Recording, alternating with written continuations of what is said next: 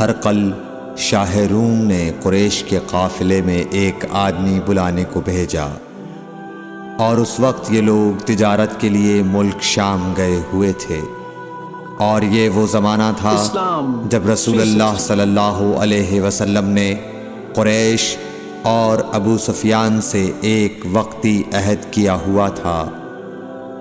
جب ابو سفیان اور دوسرے لوگ ہرقل کے پاس ایلیا پہنچے جہاں ہرقل نے دربار طلب کیا تھا، اس کے گرد روم کے بڑے بڑے لوگ، علماء، وزراء و امراء بیٹھے ہوئے تھے۔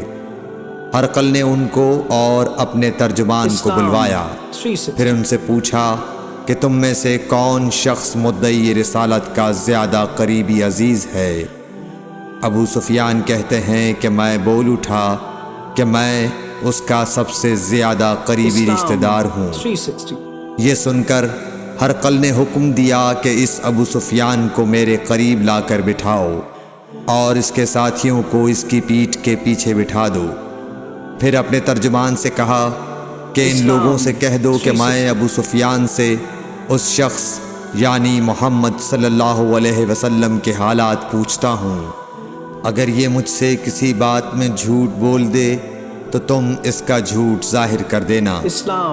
ابو سفیان کا قول ہے کہ خدا کی قسم اگر مجھے یہ غیرت نہ آتی کہ یہ لوگ مجھ کو جھٹلائیں گے تو میں آپ صلی اللہ علیہ وسلم کی نسبت ضرور غلط گوئی سے کام لیتا۔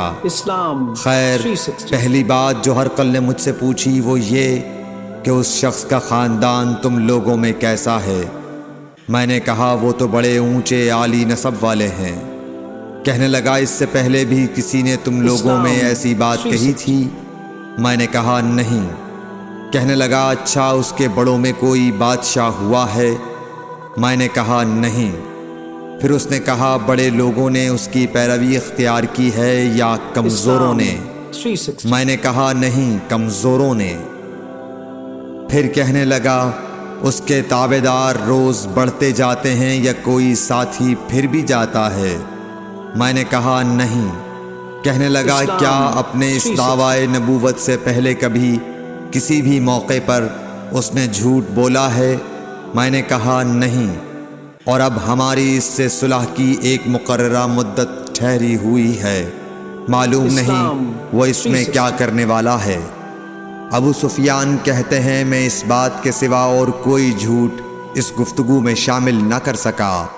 ہرقل نے کہا کیا تمہاری اس سے کبھی لڑائی بھی ہوئی ہے؟ ہم نے کہا کہ ہاں۔ بولا پھر تمہاری اور اس کی جنگ کا کیا حال ہوتا ہے؟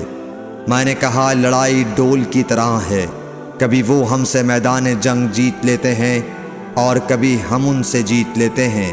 ہرقل نے پوچھا وہ تمہیں کس بات کا حکم دیتا ہے؟ میں نے کہا وہ کہتا ہے کہ صرف ایک اللہ ہی کی عبادت کرو، اس کا کسی کو شریک نہ بناؤ، اور اپنے باپ دادا کی شرک کی باتیں چھوڑ دو، اور ہمیں نماز پڑھنے، سچ بولنے، پرہیزگاری اور صلہ رحمی کا حکم دیتا ہے۔ یہ سب سن کر پھر ہرقل نے اپنے ترجمان سے کہا کہ ابو سفیان سے کہہ دے کہ میں نے تم سے اس کا نسب پوچھا تو تم نے کہا کہ وہ ہم سے عالی نسب ہے، اور پیغمبر اپنی قوم میں عالی نسب ہی بھیجے جایا کرتے ہیں۔ میں نے تم سے پوچھا کہ دعوی نبوت کی یہ بات تمہارے اندر اس سے پہلے کسی اور نے بھی کہی تھی؟ تو تم نے جواب دیا کہ نہیں۔ تب میں نے اپنے دل میں کہا کہ اگر یہ بات اس سے پہلے کسی اور نے کہی ہوتی تو میں سمجھتا کہ اس شخص نے بھی اسی بات کی تقلید کی ہے جو پہلے کہی جا چکی ہے۔ میں نے تم سے پوچھا کہ اس کے بڑوں میں کوئی بادشاہ بھی گزرا ہے؟ تو تم نے کہا کہ نہیں۔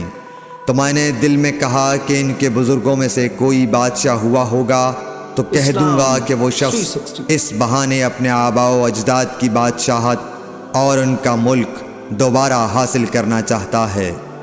اور میں نے تم سے پوچھا کہ اس بات کے کہنے یعنی پیغمبری کا دعویٰ کرنے سے پہلے تم نے کبھی اس کو دروغ گوئی کا الزام لگایا ہے؟ تم نے کہا کہ نہیں۔ تو میں نے سمجھ لیا کہ جو شخص آدمیوں کے ساتھ دروغ گوئی سے بچے وہ اللہ کے بارے میں کیسے جھوٹی بات کہہ سکتا ہے؟ اسلام اور میں نے تم سے پوچھا کہ بڑے لوگ اس کے پیرو ہوتے ہیں یا کمزور آدمی؟